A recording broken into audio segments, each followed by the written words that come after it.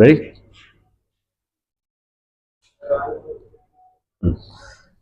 सर्व पत्रकार बांधवांना नमस्कार. या पिंपरी चिंचवड शहरामध्येच आपण सनई छत्रपती शासन या राष्ट्रीय पक्षाचा जन्म घातलेला आहे. इथूनच आपण राजकीय कारकिर्दीला सुरुवात केलेली आहे आणि आज पहिल्यांदाच आपण या शहरामध्ये पत्रकार परिषद घेत आहोत. याच्या पुढे अनेकदा वेगवेगळ्या प्रसंगावरती आपण अशा प्रेस कॉन्फरन्स घेत राहणार आहोत. एकंदरीत आम्ही जे हे शहर बघितलेलं आहे, या शहराची जी काही वाट लागलेली आहे, या शहरावरती जे काही 22,000 कोटीचं कर्ज झालेलं आहे आणि ते कशासाठी झालेलं आहे तर या शहराची सगळी वाट लावण्याच्या कामाचं ते फलित आहे.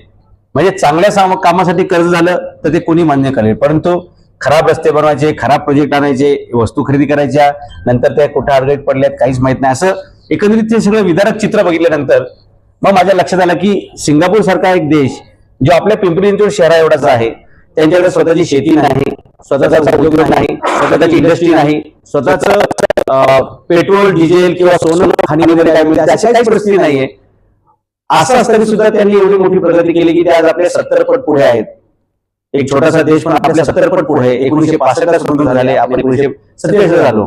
मग हे एवढा तफावत कशी काय पिंपरी चिंचवड शहराची आणि बहुतेक महाराष्ट्रातील प्रत्येक शहराची अशीच वाट लागलेली आहे. स्मार्ट सिटीच्या नावाखाली अख्खी शहरं बाद केलेली आहेत. मग ही परत उदयाला आणण्यासाठी आपल्याला काय करावं लागेल या संदर्भात आम्ही सिंगापूर शहराचा दौरा केला होता आणि चला आपले शहर करू सिंगापूर या माध्यमातून आम्ही स्वखर्चाने आम्ही आणि आमचे जे काही भावी नगरसेवक आहेत अशा सगळ्या लोकांनी सिंगापूर शहराचा दौरा केला, देशाचा दौरा केला आणि त्यातले जे काही फाइंडिंग्स आहेत तिथे जे जे काही आम्हाला चांगलं सापडलेलं आहे ते सगळं या शहराच्या विकासासाठी अंमलात आणून या शहराचं सिंगापूर करण्याचा आमचा संकल्प आहे. आणि म्हणून त्या संदर्भात तुम्हाला पत्रकारांना जे जे काही प्रश्न असतील की नक्की त्यांच्याकडे ह्याच्याबद्दल कसं काय असतंय, या संदर्भात कसं असतंय, हे जे काही तुम्हाला प्रश्न असतील जे पत्रकारांच्या माध्यमातून जनतेला सुद्धा ऐकण्याची इच्छा आहे, समजून घेण्याची इच्छा आहे की एक देश ज्याच्याकडे काही नसताना सगळं काही आहे आणि एक शहर ज्याच्याकडे आशिया खंडातील सर्वात मोठी श्रीमंत महानगरपालिका हे विरोध होतं, आज ती महानगरपालिका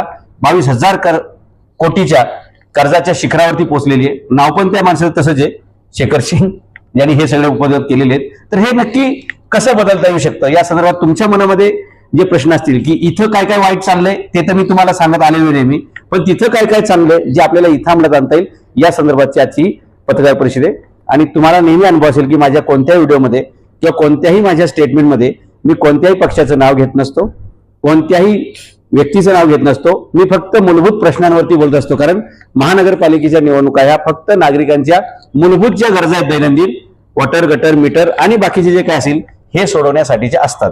आणि त्या संदर्भात जे व्हिजन लागतं ते व्हिजन तिथे अभ्यास करून आम्ही आल्यानंतर या शहरामध्ये ते सगळं कृतीत आणण्याचा आपला जो संकल्प आहे की आपल्या शहराला सिंगापूर सारखं येत्या 5 वर्षात करायचे.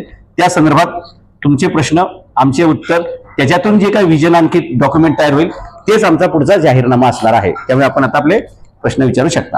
सर, असे काय ठळक वैशिष्ट्य जे आता तुमच्या प्लॅनिंग मध्ये ते थोडक्यात सांगाल का?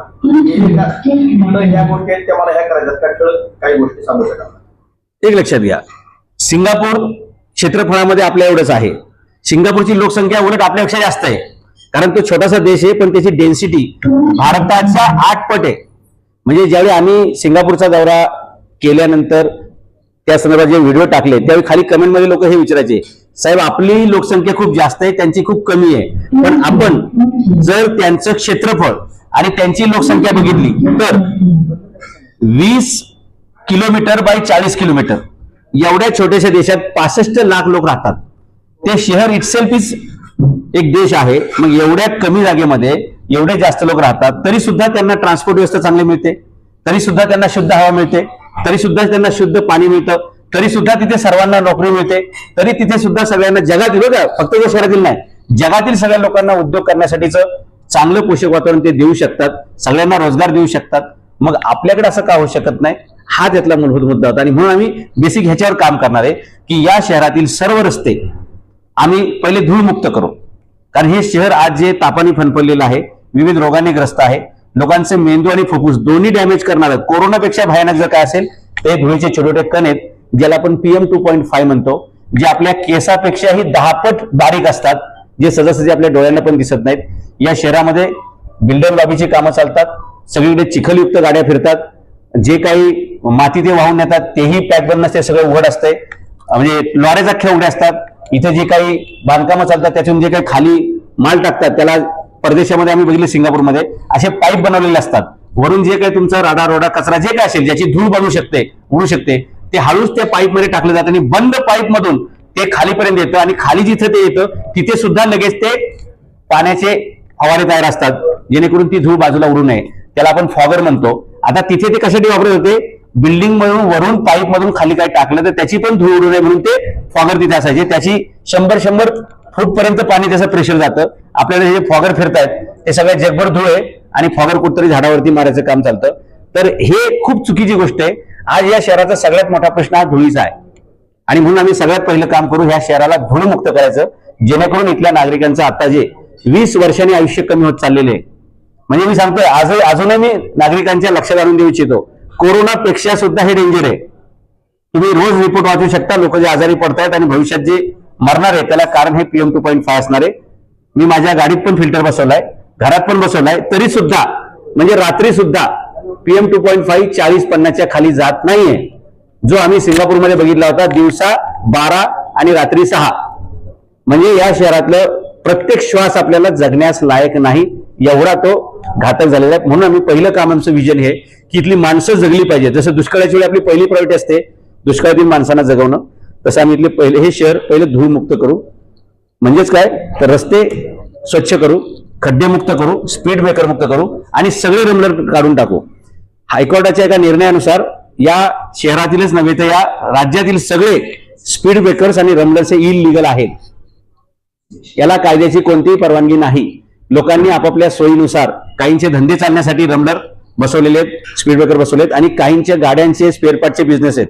पिंपरी चिंचवड शहरात वाहतुकीचा खोळंबा का होतोय, खड्डे जास्त काय आहेत, स्पीड ब्रेकर जास्त काय, याचं कारण पिंपरी चिंचवड शहरातील काही राजकीय लोकांच्या गाड्यांचे स्पेअर पार्ट बनवणाऱ्या फॅक्टरी आहेत. आपला माल जास्त विकला जावा, गाड्यांचा खुळखुळा व्हावा, याच्यासाठी हा कार्यक्रम ठरवू नये. म्हणून हिंजवडीचा असेल, चाकणचा असेल, तुमचं शिक्रापूरचं असेल, हे सगळे ट्रॅफिक जाम हे नाईलाजास्तव नाही, हे राजकीय लोकांनी ठरवून केलेलं ट्रॅफिक जाम आहे असं माझं म्हणणं आणि ते आपल्याला काढावं लागेल. तिथे पत्रकार परिषद घेत असताना कसं पत्रकार परिषदेला वेगळं नव्हतं तर आपण दिशादर्शक पत्रकार परिषद येस, आम्हाला ते पत्रकार परिषद म्हणजे भव्य अमुक तमुक असं न करता दिशादर्शक याच्यासाठीच बोललोय मी की या महाराष्ट्रातील किंवा या शहरातील एकही राजकीय पक्ष हे शहर आम्ही कसं डेव्हलप करणार आहे ह्याच्यावर काहीच चर्चा करत नाहीत, बोलत नाहीत. फक्त यांनी त्याचं उघडं कर, त्यांनी त्याचं उघडं कर असं करत करत अख्खं शहर उघडं पडलेलं आहे. पण या शहराला मूलभूत काय पाहिजे तर दिशा पाहिजे आणि म्हणून आमची प्रत्येक पत्रकार परिषद ही दिशादर्शक असणार आहे.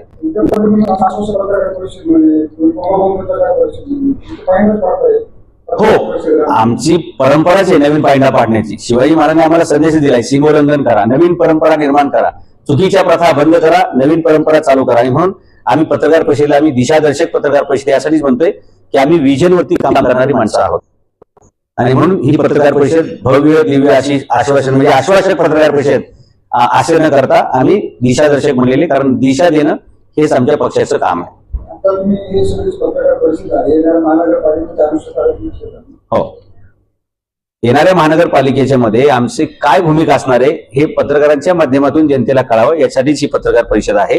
आणि हे सर्व झाल्यानंतर निवडणूक जाहीर झाल्यानंतर सर्वात पहिला जाहीरनामा आमचा प्रकाशित होऊ शकेल आणि तो आश्वासक नसेल, तो दिशादर्शकच असेल. आणि जी खरी होऊ शकतील अशीच आमच्या जाहीरनाम्यामध्ये गोष्टी असतील ज्याला काहीतरी प्रॅक्टिकल बेस असेल. आणि मी या शहरातला एकमेव माणूस आहे की ज्याच्याकडे एबी फॉर्म देण्याचा अधिकार आहे. हेही सगळ्या जनतेने आणि उमेदवारांनी भावी इच्छा लक्षात ठेवायचं आहे. आणि या शहरात जन्माला आलेला हा एकमेव पक्ष आहे की ज्याचा जन्मच पिंपरी चिंचवड शहरातून, पिंपरी चिंचवड शहरासाठी आणि पिंपरी चिंचवडकरांच्याच माध्यमातून जन्माला आलेला हा पक्ष आहे, सनाई छत्रपती शासन.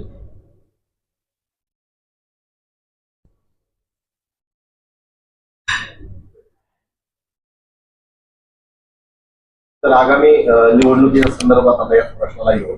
साधारणतः महापालिकेवर सत्ता आणायची म्हटल्यानंतर आपल्याला जास्तीत जास्त नगरसेवक निवडून आणावे लागतील. साधारणतः तुम्ही किती जागा लढणार आहात, सगळ्यात लढणार आहात, की तुमची तयारी कशी झाली निवडणुकीच्या संदर्भात? आम्ही सर्वच्या सर्व 128 जागा लढवणार आहोत. त्यातील 100 जागा निवडून आणण्याचं एक मोठं चॅलेंजिंग काम आम्ही हातात घेतलेलं आहे. सुरुवातीला लोकांना हे अशक्य वाटेल, पण माझ्या आयुष्यामध्ये डिक्शनरीमध्ये असंभव अशक्य असे शब्द काही नसतात. अशीच विक्रमी कामं मी करत आलेलो आहे. लोकांचं जे काही चाललेलं आहे मोठमोठ्या पक्षांचं, मोठमोठ्या सभा, मोठमोठ्या रॅली, असं आम्ही काहीच करणार नाहीये. औरंगजेबाचं मोठमोठं सैन्य असायचं, हत्ती, घोडे, रथ, शस्त्रसंभार, खजाना सगळे ते घेऊन यायचे. आणि शिवाजी महाराजांची एक छोटीशी तुकडी, म्हणजे त्या विशाल सैन्यासमोर शिवाजी महाराजांची एखादी तुकडी ती जायची, रात्रीची सगळी तयारी करायची आणि रातोरात किल्ल्यावरती भगवा झेंडा फडकला जायचा. गनिमी कावा करणार असेल. माझा जन्म त्यासाठी, मी त्याच घराण्यातून आहे. शिवाजी महाराजांची 45 पुस्तकं लिहिली आहेत, गनिमी कावा असं स्पेशल पुस्तक लिहिलंय मी शिवाजी महाराजांच्या युद्धनीतीवर. तर डेफिनेटली ते सगळं मी माझ्या आयुष्यात सुद्धा ते उपयोगात आणत असतो. आणि म्हणून आमचे तुम्हाला बाहेर कुठेही गवगवा जास्त दिसणार नाही. डायरेक्टली उमेदवारांचा फॉर्म भरला जाईल आणि डायरेक्ट प्रचार त्यांचा सुरू होईल. आणि छानपैकी तुल्यबळ असे सगळे उमेदवार असतील, बरेचसे नवख्या घरातील असतील, कारण लोक घराणेशाहीला कंटाळलेत आणि आम्ही घराणेशाहीच्या विरोधात आहोत. सत्ताधारी पक्षाची निवडणुकीच्या राखी बहिणीचं नावाखाली त्यांना सगळ्यांना खुश करायचं, म्हणजे आयुष्य दाखवायचं प्रयत्न आणि सगळ्यांकडे सत्ताधारी आहेत, विरोधक आहेत, सगळे पैसेवाले पक्ष आहेत, तर हे सगळ्यांचा पुढे तुमचा कसा निर्णय ठेवावा लागेल? शिवाजी महाराजांनी ज्यावेळी स्वराज्य निर्माण केलं, सुरू केलं, त्यावेळी जो प्रश्न तुम्ही विचारलाय तो शिवाजी महाराजांना गावागावात लोक विचारायचे की औरंगजेबाचं काबूल कन्यापासून ते बंगाल बिहारपर्यंत साम्राज्य आहे, 7 लाखाचं लष्कर आहे, 400 वर्षाचा त्याचा खजाना आहे बापदादाचा, त्याच्यासमोर तुमचं एवढंसं स्वराज्य कसं उभं राहिलं आणि कसं टिकेल? तर तसाच प्रश्न इथे पण आहे. डेफिनेटली आमच्याकडे सुद्धा ती रणनीती आहे. सत्ताधारी पक्ष काय काय वाटप करतायत, म्हणजे खजानाच्या थैल्या मोकळ्या करतायत, सैन्याच्या तुकड्या उतरवतील, तोफखाना, दारुगोळा सगळे उतरवतील, परंतु आमच्याकडे शिवाजी महाराजांचा गनिमी कावा आहे. आम्ही कोणालाही असं नुकसानीत टाकणार आश्वासन देणार नाही. 1,500 रुपयाच्या बदल्यात शिवाजी महाराजांचे आत्मकरण आहे. शिवाजी महाराजांचा काळ आणि आताचा काळ याच्यामध्ये जमीन आसमानचा फरक आहे. शक्य होईल का आता? शिवाजी महाराजांचा काळ आणि आत्ताचा काळ जरी बदललेला असला, काळ बदल असला तरी त्याच डीएनएतले लोक पुढे आलेले आहेत. त्यामुळे त्या लोकांना कसं हाताळायचं हे आम्हाला चांगलंच माहिती आहे. आणि काही लोकांना पैसे वाटायची इच्छा असेल, त्यांनी या निवडणुकीत पैसे वाटप करून बघावे. पैसे वाटप करून सुद्धा त्यांना प्रचंड मोठ्या पराभवाला सामोरं जावं लागेल. कारण पिंपरी चिंचवड शहरातील जवळपास 80% मतदार हा साक्षर आहे, सुशिक्षित आहे. आणि त्याला हे कळतंय की आज या शहराचा वाट कशी लागलेली आहे आणि याच्यातून वाट कोण काढू शकतं. त्यामुळे आज साक्षर मतदार किंवा वोटिंग करायचे असते तेव्हा तुम्ही बघितलं ना आतापर्यंत निवडणुका कुणाच्या पाठीमागे असतो. साक्षर मतदार आतापर्यंत मतदानाला जात नव्हता, त्याच्यामुळे मतदानाची प्रक्रियेमध्ये मतदान 55%, 60%, 65%च्या पुढे जात नव्हतं. आमच्या सुरुवातीपासूनची ही भूमिका आहे की सुशिक्षित माणसांना याच्यामध्ये काय इंटरेस्ट नव्हता.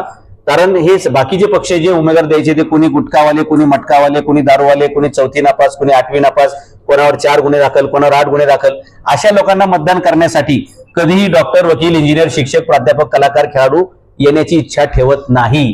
तो जो 50% मतदार आहे, जो कधीच मतदानाला येत नाही, त्यांनाच आम्ही घराबाहेर काढणार आहोत. कारण त्यांना साजेसे उमेदवार आम्ही सगळीकडे देणार आहोत की ज्यांना आपल्या समोर काय कागद हे वाचता येईल आणि विकास म्हणजे काय, तो कशाशी खातात, विकास कसा करतात हे ज्यांना कळू शकतं, असेच उमेदवार आमच्याकडे असतील. त्यामुळे आयुष्यात कधीच कोणाला मतदान न केलेले ते 50% मतदार हे आमच्यासाठी यावेळी मतदानाला उतरतील, अशी आमची भूमिका आहे. आणि आम्ही कधीही जात, धर्म, कलरवरती मतं मागणार नाही. काही लोक निळा झेंडा, काही लोक पिवळा झेंडा, काही लोक हिरवा झेंडा, काही लोक भगवा झेंडा याच्या नावाने मत मागतात. आम्ही अजेंड्यावर मत मागणार आहोत. आम्ही विचाराचं मत मागू. झेंडा कुठला असणार आहे? आमचा झेंडा तुम्हाला पाठीमागे कलर दिसतोय, कुंकवाचा कलर दिसतोय. हा कलर बुद्धाच्या चिवरचा कलर आहे. बुद्धाने या देशाला जे काही दिलं, तत्वज्ञान दिलं, त्याच्यामुळे जगामध्ये एक मोठी क्रांती झाली. आज जगातील 18 देशांचा अधिकृत धर्म हा गौतम बुद्धाचा बौद्ध धर्म आहे. आणि म्हणून मी लाल कलर घेतलेला नाही, मी भगवा कलर घेतलेला नाही, मी हा कलर घेतलेला आहे डार्क लालवाला, जो क्रांतीचं सुद्धा प्रतीक आहे, जो कुंकवाचा सुद्धा प्रतीक आहे. लोकांचं ऑपरेशन सिंदूर असेल, आमचं तसं नाहीये. आमचं ऑपरेशन अजेंडा आहे. लोकांना जात, धर्म, पक्ष, पार्टी, प्रांत, भाषा याच्या पुढे नेऊन खरा विकास काय असतो ते दाखवायचंय. मी सिंगापूरचा दौरा करण्याचं रक्ताचा कलर आहे असं म्हणत आहे का तुम्हाला सांगायचं? तुम्ही बरोबर राईट आउट केलेलं आहे की रक्ताचा कलर एकच असतोय. कोणाचंही रक्त भगवं नसतंय, निळं नसतंय, हिरवं नसतंय, पिवळं नसतंय, ते फक्त लाल असतंय. आणि म्हणून आम्ही त्याच कलरचं आमच्या पक्षाचा लोगो, प्रत्येक लोगो हा याच्यामध्ये असणार आहे. एखादा अधिकारी एखाद्या शहरामध्ये बदलून आल्याच्या नंतर तेथील व्यवस्थापक किती असतात ते दाखवत असतात की मी फार कडक आहे. हा, तुम्ही पण आता नवीन लॉन्च होत आहे, तुम्ही पण हे असं काय करताय की कसं काय तुमचं? सरकारी अधिकारी आणि एका पक्षाचा अध्यक्ष याच्यामध्ये फरक आहे. आमचा पक्ष नवीन आहे. लॉन्चिंग करतात ना? नाही, लॉन्चिंग कसलं, 1.5 वर्ष झालं माझ्या पक्षाला. मी स्वतः बारामती लोकसभा लढवलेली आहे निवडणूक. माझे विधानसभेला लोक उभे राहिलेले आहेत. मी राजकारणात नौका असेल पण महाराष्ट्रासाठी नौका नाहीये. महाराष्ट्रातल्या घराघरातील लोक मला ओळखतात. गेले 30 वर्ष मी शिवचरित्राच्या माध्यमातून, पुस्तकाच्या माध्यमातून, व्याख्यानाच्या माध्यमातून प्रत्येकाच्या घरापर्यंत, हृदयापर्यंत पोहोचलेलो आहे. त्यामुळे पक्ष हे माझ्यासाठी काही नवीन नाहीये. फक्त अधिकृतरित्या मी राजकारणात लेवल लावून आलोय ते 1.5 वर्षापूर्वी पक्षरक्षक केल्यावर. त्यामुळे सरकारी अधिकारी आणि पक्षाचे एक अध्यक्ष यांच्या मानसिकतेमध्ये फरक असतो. संघटना सुरुवातीला असं संघटनाचे अध्यक्ष नेते वगैरे सुरुवातीला असं तुमच्यासारखं बोलतात, नंतर सगळं विलीन होतं. एक मूलभूत फरक असा आहे की आपण जे काय विचारताय, संघटना, पक्ष, त्यांचे अध्यक्ष, त्यांचं शिक्षण, त्यांचं बॅकग्राऊंड, त्यांचं विजन, त्यांची नीतिमत्ता, त्यांचं चारित्र्य आणि सनई छत्रपती शासन पक्षाच्या अध्यक्षाचं याच्यामध्ये जमीन आसमानाचं अंतर आहे. सुरुवातीला लोकांना असंच वाटलं होतं पिंपरी महानगरपालिकेमध्ये की जेव्हा मी पहिले 1-2 व्हिडिओ काढले तरी त्यांनाही असंच वाटलं होतं. अनेकांचा गैरसमज असाच होता की हे 1-2 व्हिडिओ काढतील आणि त्याच्यानंतर हे प्रकरण थांबेल. परंतु आम्ही व्हिडिओचा जो सपाटा लावला तो एवढा ताकदीने लावला की आम्ही या पिंपरी चिंचवड शहरातील, पुण्यातील भूमी अधीक्षक, लँड सुप्रिटेंडेंट आम्ही निलंबित करून दाखवले. त्याच्यानंतर आम्ही या महानगरपालिकेत ज्यांनी 22,000 कोटीचा घोटाळा करत आणलेला आहे ते शेखर सिंग आणि अतिरिक्त आयुक्त जांभळे पाटील या दोघांची राज्य शासनाच्या माध्यमातून चौकशी बसवलेली आहे. तिसरी गोष्ट, गेल्या आठवड्यामध्ये जवळपास 28 महापालिकेच्या वरिष्ठ अधिकाऱ्यांनी स्वेच्छानिवृत्तीसाठी अर्ज द्यायला सुरुवात केलेली आहे. हे कशाचं प्रतीक आहे? जर आमचा पक्ष किंवा मी कोणाशी तडजोड केली असती तर या निकालापर्यंत आज हे शहर आलं नसतं. आणि शेवटपर्यंत मी सांगेल की आमच्या हातात पूर्ण सत्ता आली तर 5च वर्षामध्ये आम्ही या शहराचं सिंगापूर करून दाखवू. कारण मला कोणाशी कसली तडजोड करण्याची आवश्यकता नाही. मला जे काही द्यायचे ते जिजाऊ आणि शिवाजी महाराजांनी पहिलं देऊन ठेवलेले आहे आणि माझ्या गरजा खूप कमी आहेत. सिंगम पिक्चर तुम्ही सगळ्यांनी पाहिला असेल. तो सगळ्यांना जे नडत होता त्याला कारण एकच होतं, मुझमे दम है क्योंकि मेरी जरूरतें कम है. याच हिशोबाने आम्ही लढतोय. त्यामुळे आमच्याबद्दल कोणी जे खाजगीत बोलतात ना की नाही थोडे दिवस व्हिडिओ काढतील मग ते मॅनेज होतील मग ते कोणातरी सामील होतील, काही नाही. सगळ्यांनी असे प्रयोग करून बघितलेत. अनेकांनी आम्हाला फोन करून बघितलेत, अनेकांनी आम्हाला भेटून गेलेले आहेत, अनेकांनी आम्हाला बॅगा भरून दाखवल्यात गाडीतल्या की गाडीत एवढं आहे बघा ते व्हिडिओचं काय करायचं. मी कुठलाही व्हिडिओ आजपर्यंत डिलीट केलेला नाही आणि भविष्यातही डिलीट होण्याची शक्यता नाही. व्हिडिओ काढला तर डेफिनेटली तो पडणार आणि व्हिडिओ पडला तर त्याचा इम्पॅक्ट पडतोच. मी महापालिकेमध्ये शक्यतो अर्ज करत नाही. मला जे काही प्रॉब्लेम दिसतील त्याचे व्हिडिओ काढतो. व्हिडिओ काढल्यानंतर 24 तासामध्ये त्याच्यावरती पालिकेतून ऍक्शन होते. हा जनतेच्या दबावाचा रेटा आहे. त्यामुळे आमचा व्हिडिओ किंवा आमची कृती ही अशीच दिशादर्शक असते. म्हणून आजच्या पत्रकार परिषदेला आम्ही दिशादर्शक असं नाव दिलेलं आहे. तुम्ही आता पुरी पाठी म्हणून जाताय मतदारांकडे. हा, लोकांनी तुमच्यावर काय विश्वास ठेवा, मतदारांनी काय विश्वास ठेवा? आमची पार्टी कोरी आहे म्हणूनच मतदारांनी 100% विश्वास ठेवावा. कारण या अगोदर असे भरपूर पक्ष आले, त्यांनी लोकांना स्वप्न दाखवलं आणि परत ते गुंडाळले गेले. असं काय होणार आहे का? जे पक्ष तुम्ही सांगता ते खूप जुने आहेत. आता त्यांची जुनाट पण एवढे झाले की ते जीर्ण झाडं झालेली आहेत. म्हणजे त्यांची झाडं, मुळं, पाळं सगळी गळून पडलेत. आता त्यांच्याकडून ते अपेक्षा भंग झालेला आहे. म्हणूनच लोक नवीन पक्षाच्या शोधात आहेत आणि नवीन जे कोणी दूरदर्शीपणाने काम करू शकतात अशांच्या शोधामध्ये. अन्यथा आमचे व्हिडिओ एवढे व्हायरल झाले नसते. आम्ही जनतेच्या अपेक्षांवरती काम करतो आणि म्हणून आता रात्रीच बघा, आम्ही एक महानगरपालिकेचे आयुक्त 5 गाड्या वापरतात, त्याचं महिन्याचं बिल 10 लाख रुपये येते. हा रात्री 9-9:30 वाजता मी टाकलेला व्हिडिओ आहे. तो आता मिलियन्स मध्ये आहे. लोक एवढं का बघतायत? कारण त्यांना माहिती आहे की हा व्हिडिओ काढल्यानंतर नामदेवराव जाधव कमिशनर जाऊन भेटणार नाहीत की तुमचा व्हिडिओ टाकू का, तो काढू का. चूक सापडली आहे, भ्रष्टाचार आहे, जनतेच्या खिशात हात घातलेला आहे, चुकीचं काम आहे, त्याच्यावरती आपण प्रहार ओढतो. त्यामुळे 100% लोकांना आमच्याकडून अपेक्षा आहे. म्हणूनच नियतीने माझ्याकडून पक्ष निर्माण करून घेतलाय. जर मला राजकीय महत्वाकांक्षा असती तर मला नक्कीच कुठल्याही पक्षाने लगेच उचललं असतं. एवढं माझं कॅलिबर तेव्हा उंची आहे. पण मला असा कोणता, तुमच्या प्रश्नाचं उत्तर द्या की मला असा कोणताही पक्ष दिसला नाही, सापडला नाही की ज्याच्यात मी काम करावं. म्हणून मी स्वतःचा पक्ष काढला. 128 उमेदवार जाहीर करणार आहे. आम्ही 128 उमेदवार निवडणुकीच्या 1 दिवस अगोदर जाहीर करणार आहोत. त्यांना प्रचारांना वेळ वगैरे का? प्रचारासाठी 14 दिवस भरपूर असतात. कारण पालिकेचा जो वार्ड आहे तो एक 50 ते 60 म्हणजे ऍव्हरेज आपल्याकडे 25 ते 60 हजाराचा प्रभाग आहे आणि या प्रभागात 4-4 उमेदवार असतात आणि आम्हाला चिन्ह पोहोचवायला 12 तास भरपूर होतील. आणि आमचा जो जाहीरनामा आम्ही काढू त्याच्यानंतर आम्ही 2 तासाचं उमेदवारांचं ट्रेनिंग घेऊ आणि त्या 14 दिवसात छानपैकी आमचे उमेदवार जास्तीत जास्त मतं घेऊन या महानगरपालिकेमध्ये एक तर आमचा महापौर असेल किंवा आमच्याशिवाय कोणाचाही बनणार नाही, एवढी ताकद आमची जरूर असेल आणि त्याला स्ट्रॅटेजिक अशी आमची व्यूहरचना आहे. 128 नगरसेवक हे सुशिक्षित असतील का? 100% आम्ही अशिक्षित माणसाला तिकीटच देणार नाहीये. कारण आमचा पक्षच बघा, मगाशी पण मी तुम्हाला सांगितलं, बाकीचे पक्ष, दलितांचा पक्ष, ओबीसींचा पक्ष, कोणाचा ब्राह्मणांचा पक्ष, कोणाचा मराठ्यांचा पक्ष, कोणाचा हिंदूंचा पक्ष, कोणाचा मुसलमानांचा पक्ष, अशी त्यांच्या ओळखी येतं. मला कोणाची नावं घ्यायची नाहीत, प्रत्येकाची आपापली एक आयडेंटिटी तयार आहे जात वाईज. आमची आयडेंटिटी एकच आहे, सनई छत्रपती शासन पक्ष म्हणजे सुशिक्षित लोकांचा पक्ष, एज्युकेटेड लोकांचा पक्ष. सर पण हे नावामध्ये आलंच नाही. काय अहो, शिवाजी महाराजांच्या नावातच त्यांचं शिक्षण आहे आणि म्हणून त्यांच्या छत्रपती शब्दापुढे जो सनई शब्द आहे ना, तो सनई शब्द म्हणजे त्यांची पदवी आहे. हा पक्ष सुशिक्षित लोकांचा आणि टॅक्स पेअर लोकांचा पक्ष आहे, हीच ती आपली ओळख आहे. सध्याची परिस्थिती अशी आहे, जिथे वोट तिथे नोट, त्याचं काय करणार? नाही, ते चित्र आपण बदलणार आहोत. जिथे वोट तिथे नोट आणि जिथे नोट तिथे वोट. आता तसं होणार नाहीये. जिथे कोट तिथे वोट. कोट म्हणजे विचारा, जिथे चांगले विचार, विचारांना मतं आता यावेळी मिळतील. पैसे वाटून या शहरामध्ये मतं मिळण्याचा इतिहास होता, वर्तमान असणार नाही. सिम्बॉल बद्दल विचारायचं होतं. आता सामान्य माणसाला आपलं सिम्बॉल माहित नाही, आता पक्षाचं नाव माहिती आहे, तसं आपल्याला इलेक्शन कमिशनने दिले का नंतर देतात, काय घेतो?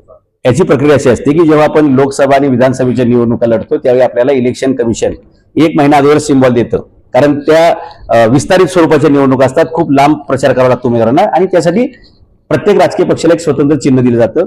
महानगरपालिकेच्या निवडणुका ह्या छोट्या छोट्या प्रभागाच्या असतात, त्यामुळे इलेक्शनच्या प्रक्रियेमध्ये लगेचच पहिल्या दिवशी आपल्याला सिम्बॉल दिलं जातं आणि ते सिम्बॉल आपल्याला लगेच सर्वांपर्यंत पोहोचवता येतं. तर एक वेगळा आणि कुतूहलाचा प्रश्न म्हणजे जाणून घ्यायचं म्हणून, तुम्ही एवढे डेअरिंग करता, प्रत्येक मोठमोठ्या अधिकाऱ्याच्या ऑफिसमध्ये निर्भीडपणे घुसून सगळ्या गोष्टी त्यांच्या काढता, म्हणजे त्यांचा सातबारा त्यांच्या समोर सादर करता. असा कधी प्रसंग झालाय का तुमच्यावर उलटे गुन्हे दाखल झाले किंवा तुम्हाला कधी अटक झाली का तुमच्यावर जीव घेणं हवा झाला, असं कधी झालंय का? माझं राजकारणात येणं होणं तसं काही शक्य नव्हतं, पण नियतीने मला राजकारणात आणलं.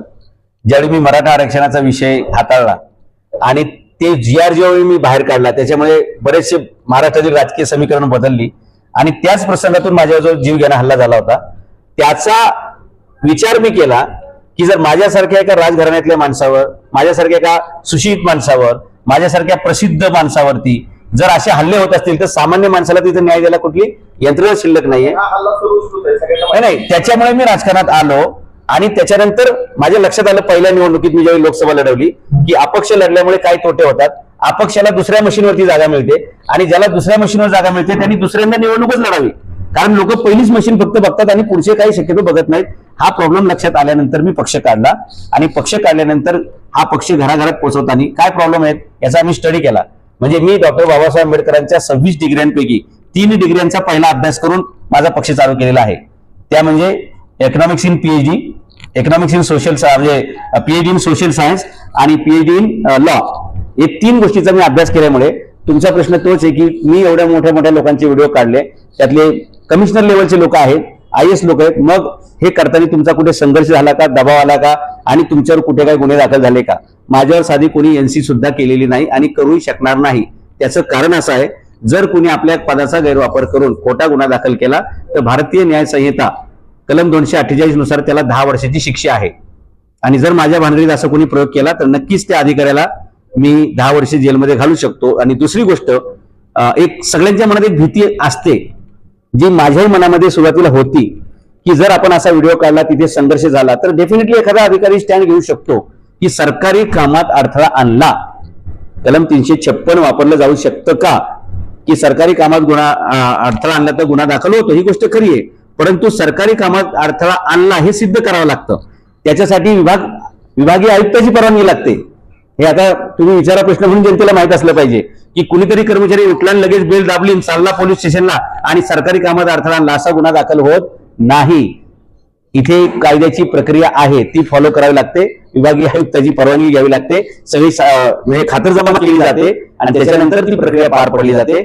जर कोणी असं सरकारी कामात अडथळा आणला म्हणून गुन्हा दाखल करायचा प्रयत्न करेल, असं मला पण अंदाज होता, म्हणून मी जाईल तिथे माझ्यासोबत कॅमेरा असतो.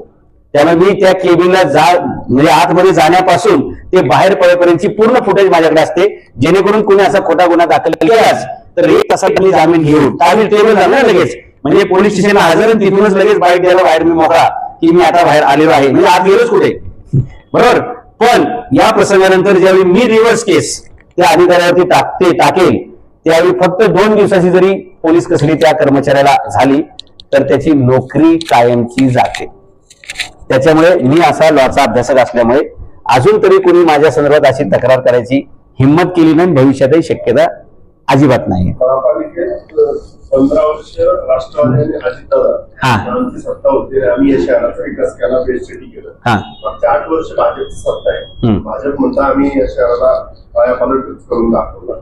तर तो आम्ही दोन्ही बद्दल आपल्या शहराच्या अवस्थेत दोघांच्या एकंदरीत कारभाराबद्दल आणि दोघांच्या दाव्यावरती काय म्हणतात?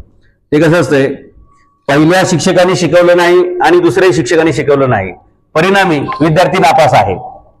म्हणजे एका पक्षाने 18 वर्षे सत्ता भोगली, दुसऱ्या पक्षाने 7-8 वर्षे भोगली आणि दोघांचाही दावा असा असेल की आम्ही या शहराचा विकास केला. तर मग या शहरातील PM 2.5 आपण मोजूया. या महाराष्ट्रातील सर्वात जास्त प्रदूषित शहर म्हणून पिंपरी चिंचवडचे शहर आहे, हे 1 नंबरला. हे सगळे कागदपत्र आहेत. गेल्या आठवड्यामध्ये मोशीचा जे वेस्ट टू एनर्जी प्रकल्प आहे की आम्ही कचरा गोळा करून त्यातून एनर्जी निर्माण करतो आणि CNG पंपांना देतो किंवा वीज निर्मिती करतो, अशा ज्या काही मोठमोठ्या गप्पा पिंपरी चिंचवड महानगरपालिका मारत होती त्यांना गेल्या आठवड्यात केंद्रीय प्रदूषण मंडळाने नोटीस दिलेली आहे की तुमच्या सगळ्या थापा आहेत, तुम्ही काही वीज निर्मिती करत नाही, तुम्ही काही प्रदूषण कंट्रोल करत नाही, काय होत नाही, या सगळ्या थापा आहेत. बरोबर. आता हे जे सगळे प्लांट आहेत ना, हे यांच्याही काळात उभे येतात, त्यांच्या काळामध्ये उभे आहेत. हे झालं हवेचं प्रदूषण. हीच गोष्ट पाण्याच्या प्रदूषणाच्या बाबतीत 25 किलोमीटरची पवना नदी वाहते शहराच्या सुरुवातीपासून ते एंडपर्यंत. तिचा अवतार बघा. हिवाळ्यामध्ये जर तुम्ही गेले पवना नदीवरती तर तुम्हाला काश्मीरमध्ये आल्यासारखं वाटेल, एवढं त्या नदीवरती बर्फ असते. म्हणजे कोणाकोणाच्या काळात झालंय? पवना नदीमध्ये तुम्हाला निळं पाणी दिसतं का कुठे? हिरवं पाणी तरी दिसेल का? सगळं काळाकुट्ट पाणी असतंय. मग ह्या फॅक्टऱ्या कोणाच्या आहेत? ह्या इंडस्ट्री का बंद होत नाहीयेत? हे सगळे धुळीकण उडतायत, मग ह्याच्यावरती बिल्डरांवर कारवाई का होत नाही? अहो, या शहरातील अर्धे नेते तर बिल्डर आहेत, या शहरातील अर्धे अधिकारी बिल्डर आहेत.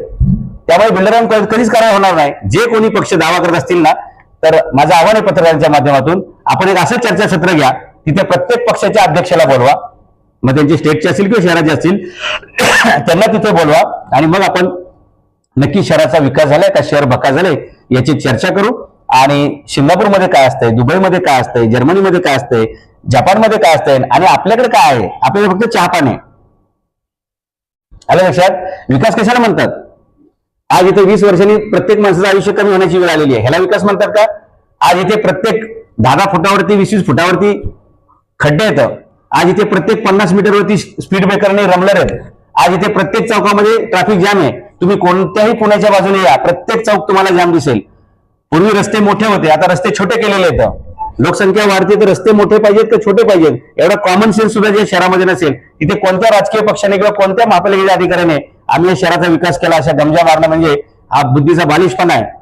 आणि माझं खुल्लम आव्हान आहे, ज्यांना ज्यांना कोणाला बोलायचंय की आम्ही पिंपरी चिंचवड शहराचा विकास केला, त्यांनी असं आपण टेबलवर बसूया समोरासमोर किंवा जाहीर सभा लावा आणि प्रत्येकाला 10 मिनिटं द्या आणि मग तिथे सगळ्यांचे उघड करू आपण की कोणी काय विकास केलाय का, विकासाच्या नावावर स्वतःचा विकास केलेला आहे. निवडणूक लढण्या अगोदर कोण काय होतं? निवडणूक लढण्या अगोदर या शहरामध्ये कोणी स्कूटर चालवत होतं, कोणी रिक्षा चालवत होतं, कोणी पानटपरी चालवत होतं, काय कोणी टाटा मोटर्स मध्ये काम करत होतं. आज अशा माणसांकडे हजार कोटीच्या प्रॉपर्टी कुठून आल्या? हा शहराचा विकास आहे का व्यक्तिगत विकास आहे? ही निवडणूक लढवण्यासाठी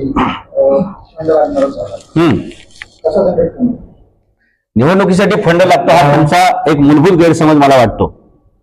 शिवाजी महाराजांकडे पण पैसे नव्हते, व्यवस्थित सगळं होत असतं. यावेळी आम्ही पहिल्यांदा अशी यंत्रणा राबवणार आहोत की जे लोक मतं देणार आहेत तेच आम्हाला डोनेशन पण देणार आहेत.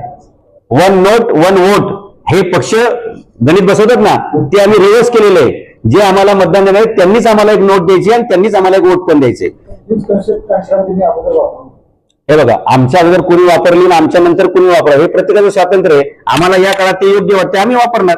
जसं सूर्य काले उगवत होता सूर्य उदय उगवणार आहे, माझ उगवला त्याचं आश्चर्य नाही वापरले ना. असे जगात अनेक लोकांनी वापरले, जपानमध्ये वापरले, जर्मनीत वापरले, इंग्लंडमध्ये वापरले, अमेरिकेत वापरले, महाराष्ट्रात वापरले. काही प्रमाणात यशस्वी झाला युट्यूबमध्ये, सत्ता त्यांच्या पक्षाने स्थापित केली. बरोबर आहे, झालेली आहे. सर मागाशी झाला तो प्रश्न सुशिक्षित लोक किती असतील, पण आता आपण 128 उमेदवार उभे करत असताना त्याच्यामध्ये तरुण वर्ग किती असेल किंवा महिलांचं प्रमाण कसं असेल, का काही परंपरागत सुद्धा सरंजाईशाही पद्धतीतील लोक उभे करणार आहात का तुमचा त्यांना विरोध आहे? आम्ही आमच्या बॅनरवरती लिहिलेले घराणेशाहीच्या विरोधात आम्ही आहोत. भ्रष्टाचार, घराणेशाही याच्यात आम्ही बेसिकली विरोध आहोत. सगळे तुम्हाला तरुण उमेदवार दिसतील, सगळे सुशिक्षित उमेदवार दिसतील आणि त्यातले बऱ्यापैकी उमेदवार हे पहिल्यांदाच निवडणूक लढणारे तुम्हाला दिसतील. सरंजामदारांना आमच्याकडे कशाला संधी दिली पाहिजे? मग जुन्या पक्षांमध्ये काही त्यांना प्रॉब्लेम आहे का? आता इथे या शहराची परिस्थिती अशी आहे की एकेका पक्षामध्ये तिकीट कोणाला द्यावं याच्यावर मोठमोठ्या मारामाऱ्या होणार आहेत. आणि म्हणून तुमचा जो प्रश्न होता की तुम्ही उमेदवारी यादी कधी जाहीर करणार आहेत, तर आम्ही शेवटच्या दिवशी ती जाहीर यासाठी करणार आहोत की आमच्याकडे खूप तगडे तगडे उमेदवार आमच्या संपर्कात आहेत. फक्त आता ते डिस्क्लोज केलं तर ते एक लक्षात घ्या, जे आपण बाग लावतो, बगीचा लावतो, नर्सरी लावतो, त्यावेळी रोपं डायरेक्टच आणतो ना. तसं रोपं तयार असतील तर मी बी पासून मेहनत कशाला करू? त्यांच्यामध्ये जी मानसिकता जी आहे ना भ्रष्टाचाराची किंवा ही सगळी तशीच राहणार आहे ना. मी शिवाजी मॅनेजमेंट गुरु हे विक्रमी खपाचं पुस्तक लिहिलेले, त्यामुळे मॅनेजमेंटच्या बाबतीत आमचा कोणी हात धरू शकणार नाही. तुमचा जो प्रश्न आहे की तुमचा निवडून गेलेल्या नगरसेवकांनी पण जर भ्रष्टाचार केला तर काय, तर हे लक्षात ठेवायचं की मी पक्षाचा अध्यक्ष आहे आणि माझ्या एका सहीनिशी त्याचं नगरसेवक पद संध्याकाळपर्यंत जाऊ शकतं. जर असा कोणी भ्रष्टाचार केला तर आम्ही त्याला पक्षातून कारवाई करणार. ऍफिडेविट पण घेऊ शकतो, पण ज्याला भ्रष्टाचार करायचं तर कुठतरी चोच मारायला बघणारच आमच्या निदर्शनास आलं की आम्ही एका सहीनिशी त्यांचं नगरसेवक पद काढून घेऊ शकतो आणि तो अधिकार घटनेने दिलेला. मतदान होतं म्हणजे आता हे आहेत इतर पक्षाचे जे मोठे कल्ले उमेदवार आहेत त्यांच्यासमोर आपले उमेदवार टिकतील का? जगामध्ये नेहमी जे नवीन येतात त्यांची क्रेज असते, त्यांना जास्त लोकांचा सपोर्ट असतो. हे शहर जुन्या चेहऱ्यांना, जुन्या तोंडांना बघून कंटाळलेले अक्षरशः, म्हणून यांच्या सभांना गर्दी होत नाही, यांच्या भाषणांना कुठे गर्दी होत नाही. या पिंपरी चिंचवड शहरामध्ये असं कोणत्याही नेत्याच्या सभेला गर्दीच होत नाही. म्हणून या शहरात एकच ट्रेंड आहे, दहीहंडी आली बाई नाचव, गणपती आला बाई नाचव, नवरात्री आली बाई नाचव, राजकीय सभेला गर्दी होत नाही बाई नाचव. असं करत करत यांनी लोकशाही नाचव कार्यक्रम केलेला आहे. त्यामुळे ज्यांचं खरोखर येणारं लोकमत असेल ना, यांच्याकडे जन्मत असेल जुन्या पक्षांकडे किंवा उमेदवारांकडे, हे जे मोठमोठे स्वतःला आणि सगळे पोस्टर पाहिजे बरं का, नुसते मोठमोठे होर्डिंग लावतात, तेही भ्रष्टाचारातून आलेले असतात, तेही पालिकेची परवानगी नसते, पालिकेची बिलं काढलेली नसतात. असे सगळ्या लोकांना लोक कंटाळलेत, म्हणूनच आपल्या पक्षाचा जन्म झालेला आहे. सर माझे एक शेवटचा प्रश्न आहे की आता सध्या परिस्थिती अशी आहे, काल सत्ताधारी पक्षांच्या कार्यालयामध्ये जंबड होती उमेदवारी अर्ज त्यांच्या पक्षात दाखल करण्यासाठी, आणि अशी मानसिकता आहे सामान्य माणसामध्ये पण आणि विविध पक्षांमध्ये की वोट चोरी होते, ईव्हीएमचा प्रश्न आहे. मग हे असताना सगळ्यांना माहिती आहे की सत्ताधारी पक्षाला पॉझिटिव्ह वातावरण आहे. मग अशा वेळी विरोधी पक्ष म्हणून अशी ठाम भूमिका घेत का नाही की बॅलेट पेपरवर मतदान होण्यात, एका बाजूला म्हणतात की बॅलेट पेपरवर झालं पाहिजे, दुसऱ्या बाजूला तुम्ही कंटेस्ट करताय की आता त्या मशीनवरती, मग याच्यावर पर्याय का सगळ्यांनीच बहिष्कार का टाकू नये अशा निवडणुकीवर त्यांना काहीतरी निर्णय घेता येईल? निवडणुकीवर बहिष्कार टाकणं हे सर्वात मूर्खपणाचं लक्षण असतं. कोणत्याही उमेदवाराने किंवा कोणत्याही मतदाराने, कोणत्याही पक्षाने निवडणुकीवर बहिष्कार घालणं म्हणजे हा घटनेचा, संविधानाचा त्या निवडणूक प्रक्रियेवरती आक्षेप असा होईल. तुम्ही कोणातरी मत द्या, घरी बसण्यापेक्षा. ऐका ना, असा प्रश्न निर्माण होतो जनतेमध्ये. एक बाजूला म्हणायचं की ईव्हीएम मशीनवर जे वोटिंग होतं ते चुकीचं आहे आणि दुसऱ्या बाजूला त्याच्यावरच लढायचं, दुविधा मनस्थितीचे वोटर आहे. त्यामुळे या संदर्भात जे मतदान आहे, अमेरिका आहे, ब्रिटन आहे, मोठमोठे जे देश आहेत, यांच्यामध्ये आजही निवडणुका ह्या बॅलेट पेपरवरतीच होतात. तिथे कुठेही ईव्हीएम, म्हणजे प्रगत देशांमध्ये जे टेक्नॉलॉजीमध्ये प्रगत आहेत त्या देशांमध्ये सुद्धा ईव्हीएम वरती निवडणुका होत नाहीत. ही वस्तुस्थिती आहे. हे लक्षात घेऊन 1-2 महिन्यापूर्वी आम्ही निवडणूक आयोगाची भेट घेतली होती, मिटिंग घेतली होती. मुख्य निवडणूक आयोगावर आम्ही चर्चा केली आणि त्यावेळी आम्ही त्यांना एक निवेदन दिलं होतं की भारतातील, महाराष्ट्रातील निवडणुका पारदर्शी होण्यासाठी काय करणं अपेक्षित आहे. त्याच्यामध्ये आम्ही हे सांगितलेलं आहे की निवडणुका ह्या बॅलेट पेपरवरती घेण्यात याव्या. नंबर 1. नंबर 2, जो दुबार मतदानाचा प्रश्न आहे त्या संदर्भामध्ये जर एखादी व्यक्ती गावावरून शहरामध्ये शिफ्ट झाला असेल तर त्याचं गावात पण मत असतंय, शहरात पण असतंय, तर त्याला चॉईस ही दिली पाहिजे की जिथे तुझा रोजगार आहे, जिथे तू जास्त वेळ राहतो तिथे तुमचं मतदान झालं पाहिजे. परदेशामध्ये तुम्ही एखाद्या ठिकाणी नोकरीला शिफ्ट झाले तर 6 महिन्यामध्ये ऑटोमॅटिक तुमचं मतदान कार्ड जिथे तुम्ही राहता तिथे शिफ्ट होत असतं. म्हणून तिकडे दुबार मतदानाचा प्रश्न येत नाही. इथे जिथे जे दुबार मतदानाचा प्रश्न असेल, जो कोणी दुबार मतदान करताना दिसेल त्याला 3 वर्षाची शिक्षा, असं जर कायद्यामध्ये बदल केला तर स्वतःहून लोक जे दुबार आहे ते सगळं काढून घेतील. मयत व्यक्तीच्या नावावर मतदान करणं याला सुद्धा 3 वर्षाची शिक्षा ठेवली पाहिजे. बोगस मतदानाला सुद्धा, म्हणजे जवळपास तुम्ही एक बोगस मतदान देऊन एखाद्या उमेदवाराचं नशीब पलटताय म्हणजे तो खुनाचा प्रकार आहे आणि म्हणून असे जे कोणी बोगस मतदान करेल त्याच्यावरती मनुष्यवधाचं जसं कलम असतं तसंच लोकशाहीचं हत्या केली, लोकशाहीचा खून पाडण्यासाठी यांनी प्रयत्न केला, म्हणून जो बोगस मतदान करेल त्याच्यावरती मनुष्यवधाचा जसा गुन्हा असतो तसाच गुन्हा दाखल करून त्याला जवळपास 5 ते 7 वर्षाची सश्रम कारावासाची शिक्षा केली तर बोगस मतदान, रेशन कार्डच्या आधारे मतदान, आधार कार्डच्या आधारे मतदान हे फसवी जी आहे ती बंद झाली पाहिजे आणि त्यासाठी शिक्षा हा मोठा हे आहे पॅटर्न. लवकरच आचारसंहिता लागणार आहे. तुम्हाला शुभेच्छा. याच्यानंतर स्नेहभोजन ठेवलेलं आपण पहिल्यांदाच भेटतो, जेवण जायचं नाही ते तुम्ही आता ठामपणे म्हणालात की हा. महानगरपालिकेमध्ये तुम्हाला विचारल्याशिवाय महापौर होणार नाही हा. आणि दुसरीकडे ईव्हीएम मध्ये गडबड होते, हा. कसं शक्य होईल? हे बघा, ईव्हीएम मध्ये गडबड होते याच्याबद्दल अनेक लोकांचे आक्षेप आहेत. मी सुद्धा एका पक्षाचा अध्यक्ष आहे, मला सुद्धा अशा प्रकारची सांक्षिकता आहे आणि असण्याचं कारण असं आहे की मी बारामती लोकसभेला उभं राहिल्यानंतर मला 2.5 ते 3 लाख मतं पडतील किंवा मी निवडून येऊ शकतो अशा प्रकारचं सगळं आश्वासक चित्र असताना मला खूप कमी मतं मिळण्याचं कारण त्यावेळी काय झालं तर 1 तास ज्या गोडाऊन मध्ये ईव्हीएम होत्या तिथली लाईट गेली, तिथले कॅमेरे बंद झाले होते आणि प्रत्येक वेळी असंच होतं बरं का की ज्या ठिकाणी मशीन ठेवलेलं आहे तिथली लाईट जाते, कॅमेरा गुल होतो आणि डायरेक्ट रिझल्ट चेंज होतात. आता एक केस आमच्याकडे अशी आली होती की ज्या पोलिंग बूथवरती किंवा त्या मतदान केंद्रावरती 900 मतदान होतं आणि तिथे 4100 मतं पडलेली आहेत. How it is possible? म्हणजे हे असे जे प्रकार होत आहेत त्याच्यामुळे ईव्हीएम वर संशय येणं किंवा ईव्हीएमचं निवडणूक संशयास्पद होणं हे स्वाभाविक आहे आणि निवडणूक आयोगाची ही जबाबदारी की या संदर्भात त्यांनी पूर्व काळजी घेतल्या पाहिजेत. शक्यतो त्यांनी बॅलेटवरती घेतल्या पाहिजेत, पण जर ते घेणार नसतील तर ते मशीन्सच्या बद्दल असा जो काही लोकांमध्ये प्रवाद चालू आहे, आक्षेप आहेत, त्याच्यावरती पण निवडणूक आयोगाने काम केलं पाहिजे. आता जे तुम्ही आश्वासन देताय ते लोक निवडून येतील, तर बाहेर तुम्ही मग प्रश्नावरच खापर फोडणार ना? हे बघा, ज्यावेळी निवडणुकीचे निकाल येतील त्याच्यानंतर मी याच्यावर बोलू शकतो.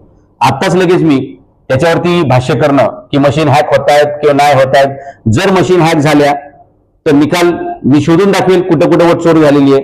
त्यात मी अभ्यासू माणूस आहे आणि 100 आमचे नगरसेवक निवडून आले तर डेफिनेटली पारदर्शीपणे लोकशाहीची निवडणूक झाली असं म्हणायला पूर्ण जागा आहे. It's good.